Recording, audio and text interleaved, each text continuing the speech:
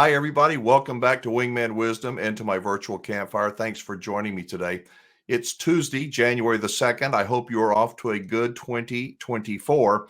And in just a few minutes, I'm going to tell you about what I think is the ultimate shakedown trip. And hopefully it will get you to go, you don't have to agree with me, but some of you might. So before I do, I want to say how much I appreciate each and every one of you. I was going back over some emails and some letters I actually received from some subscribers. One in particular, I got a Christmas gift from KC1 and KC2. You know who you are. They sent such a thoughtful Christmas present, and it brought such joy to me. And this channel, my relationship with my subscribers, it means everything to me. It really does. I read every email, I listen to every voicemail, and I am most grateful that you choose to spend a little bit of time with me here on this channel. So thank you very much. For you folks who are looking for something that is live and in the moment and cutting edge and edgy and all that ain't me. You're going to find it maybe on another channel, but I'm just an old guy that has loved camping and RVing, the great outdoors, and most of the people that do it most of the time, my entire life. That's who I am. And the purpose of this channel is to get you to think. The channel is based on honesty, hopefully humility, but reason and logic. Now, I did get an email. I want to read it. I just thought it was kind of very, very nice. And then I'm going to get into the ultimate shakedown trip. Hi, Wingman, longtime subscriber, first time to email. We love your channel because you talk about so many different things. Your videos do make us think for sure, and we agree with you most of the time. Watching you is like having dinner with a friend and listening to some nice conversation and not always hearing just about RVs. That's what I try and do. I don't make it only about RVs. It's like sitting around a campfire, sitting around, as they're saying, around a dinner table and just visiting about all kinds of things. One critique, though, you seem to talk down about yourself sometimes and say that you aren't very smart. We disagree. You're definitely one smart and wise wingman. Keep your videos coming and we'll keep watching. Happy New Year. See you around your campfire. Fred and Janine, Twin Falls, Idaho. That was very, very nice. But I got to tell you, Fred and Janine, I used to be smart. At least I thought that I was smart. But I have failed my way forward in life, probably like many of you have. I failed my way towards success. And that's what this channel is all about. It's about not about failing, but it's about being honest and trying to help others maybe avoid some of the mistakes that I have made, maybe that you have made. So I appreciate you thinking that I'm a smart guy. I'm trying to get smarter all the time, but I got a long, long way to go. Your emails do inspire me. They motivate me. And if you'd like to send me one like Fred and Janine did, or you'd like to call, leave me a voicemail message, you can click on the description down below and get all my contact information. All right, so I want to talk to you about the ultimate shakedown trip. Recently, my wife and I went to Roswell, New Mexico, and we stayed there. We went to the museum, the UFO museum there. And yeah, I want to talk about UFOs. I have always been fascinated with the subject of UFOs, maybe the subject of conspiracies, the what ifs. And the museum, it wasn't some, great big Smithsonian type of, it was just a local small museum. But as I was there walking through it, I'm thinking back in 1947, could all these people that experienced what was going on, could all of them been wrong? I mean, seriously, does that make me a believer? I try to keep an open mind. I believe in keeping an open mind. And so, going to that museum, thinking about 1947 and what happened out in Roswell, the Roswell incident, it's sort of like visiting in my mind the Twilight Zone. Remember Rod Serling and the Twilight Zone? It left you thinking. One of the TV shows that I enjoy watching, tell me if I'm weird, is called Ancient Aliens. Ancient Aliens. And I don't even know what channel it's on. We DVR it, but I watch all of them. And there's a common thread that runs through almost all of these episodes. And it doesn't matter where in the world, what time frame in the world, these ancient people all drew these pictures of aliens. And many of them are very, very similar. How did that happen? There was no internet. There was no telephone. There was no newspaper. There was nothing except their own personal experience. Makes me think, makes me wonder. And you start watching television, some channels actually talk about these UAPs, unmanned aerial phenomena, UFOs, essentially, and that more and more people are seeing them. As a skeptic, I used to not always be a skeptic, but I am skeptical of what our government tells us and our media tells us. If you're skeptical, type 1. Or if you believe everything the government, the media says, type 2. Seriously, I want to know if you are skeptical like me. Type 1. If you are, come on, they got everything's under control. Type 2. I'm curious to see where this audience, falls. I think I know where, but tell me. The government, in my opinion, and the media lies to us all the time. They do.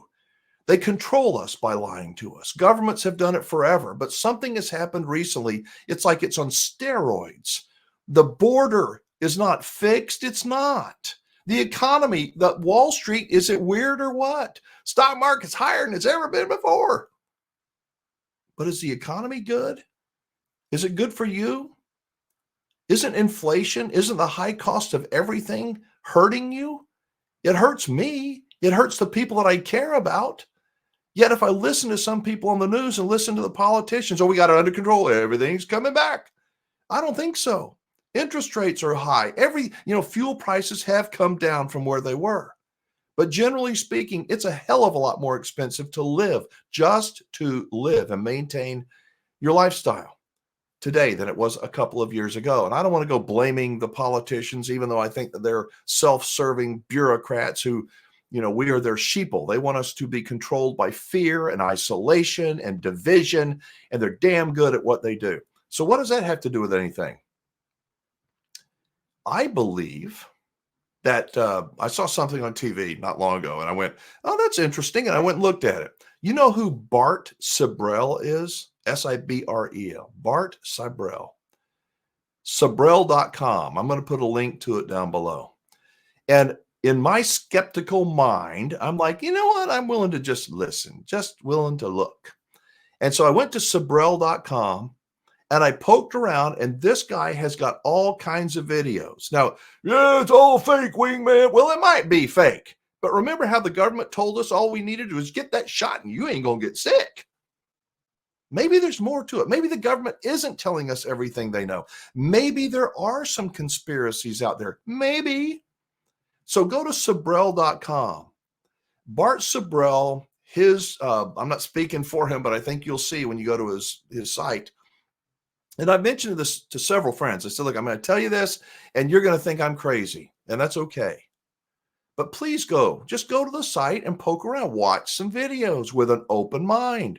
Don't go in there with your bias that you already know it's a bunch of bull. Don't go in there gullible either. Just go with an open mind. Bart Sibrel is questioning if we really landed on the moon in 1969. I was just a teenager. I remember that. Everybody remembers that if you're my age or older. And Bart Sibrel says not so fast. He says there are lots of little things that add up to make you question if we really went. If you go back and you look at history, I'm not a historian, but I am very interested in history. The Russians in the 60s were killing us when it came to space exploration. I mean, like way big time killing us. And we were very, very far behind. Before John F. Kennedy got assassinated, he talked about we wanted to put a man on the moon and return them safely to Earth. You remember that speech? And we do it by the end of the decade. Well, how did we get 3 men to the moon and safely return in the first shot? Computers. Can you imagine the size of the computers? This is probably bigger than the computer, all the stuff that my iPhone can handle, than the computers back in 1969. But we made it there the first try. No problem. First try. If you watch the videos on Sibrel.com, I'm not asking you to believe them. I'm not. And I'm not saying they're absolutely true and it's either black or white. But I'm saying that for a thought experiment, it might be a good idea, just might be a good idea to go and watch. It's entertaining as ever. This guy, he's made documentaries before, but it's about the moon landing. He does interviews. He looks, he cuts things up, and he's very, very smart. And many people in Washington and in the space community think he's a nut job. Of course, if there was more to the story, just what if? What if we really didn't walk on the moon? Do you know what the Van Allen belt is? Van Allen belt. The Van Allen belt is this. I'm thinking about who was it? Fred and Janine. You say you never know what I'm going to talk about. I'm talking about men going to the moon. But the Van Allen belt is a radioactive, it's like an X-ray. It's very high radiation of protons and electrons, and it's this belt that's all the way around the Earth. And it's, I don't know, 20-something thousand miles outside of above the equator. And it goes for tens of thousands of miles. And with the thin, if you go to get your X-ray, you go to the doctor, what do? They cover up their throat with a lead thing and this heavy lead deal so the X-ray technician doesn't get radiation poisoning. You get too much radiation and it can cause serious medical issues. But our astronauts, we're supposed to believe that our astronauts flew through this gigantic, very radioactive Van Allen belt, and they went to the moon and they came back and all was good. Amen, John F. Kennedy. We fulfilled the promise. But what if we didn't? I'm just asking, what if? Would you look? I'm going to put a link, as I said, down below to Sabrell.com. Just watch. Let me know if it made you at least think. I'm not saying everything is going to be, man, it's complete, total evidence that we did not go to the moon. I'm not saying that at all. I'm just saying there's a lot of stuff that smells pretty fishy to me. And if you're old like I am, and you're skeptical of what the government tells us, what the media tells us, what we're supposed to believe, and you're also probably a little bit afraid because that's how they control us.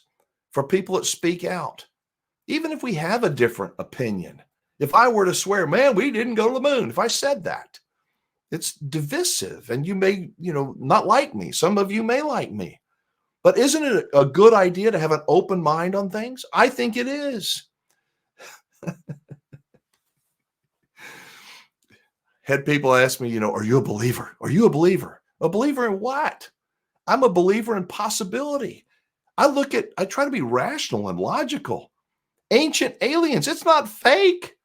All those carvings and the cave things where you see these aliens from all over the world. Did they get together and have some meeting? All right, guys, we're going to go back to our cave and draw these little green men. I'm not saying that. I'm saying that there are just too many coincidences, and I'm wondering if we are being kept in the dark. So let me know what you think of today's subject. I'll get back to talking about RVs real soon, but coming back from Roswell, going to the UFO museum, and then going back and watching some of the videos that Bart Sabrell did just kind of ignited my imagination. I love it. And by the way, did you know we're going back to the moon? Many of you don't know that. It's called Artemis, the Artemis space program. NASA is going to launch a ship, I think it's 4 people. It's supposed to be in late 2024, like November or December of 2024, and we're going to the moon. Now, we're not going to walk on the moon. Why not? It's been how many long? 55 years since we've been to the moon. Am I math right? I think it is. 55 years. Why haven't we ever been back? Why hasn't anyone ever been back? And we're going to go back this time, but we're not going to walk on the moon. We're going to go up there and just kind of go around it and come back. Doesn't it seem odd? It does to me. But here I am. I like to think outside the box, and that is where I am most comfortable.